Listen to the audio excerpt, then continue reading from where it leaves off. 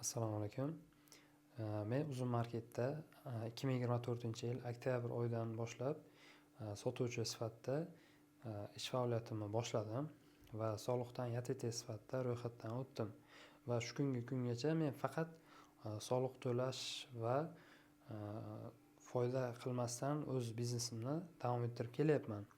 Lekin bugun men birinchi marta Uzumdagi tovarlarimni sotib tugatdim va haligacha men zarar qilishda davom etyapman, lekin men uchun bu juda ham qiziq protsess bo'lyapti va men sizlarni ko'z oldlaringizda mana shu zararimni foydaga chiqarish uchun o'zimga challenge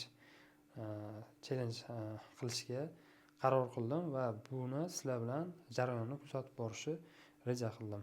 Agar bu protsess siz uchun qiziq bo'lsa, meni kuzatib boring va birgalikda Uzun marketda va boshqa marketplace'larda qanday qilib 0 ni 1 ga, ya'ni 0 to 1 degan strategiyada daromadsizlikni daromadga olib chiqishni ko'rib chiqamiz.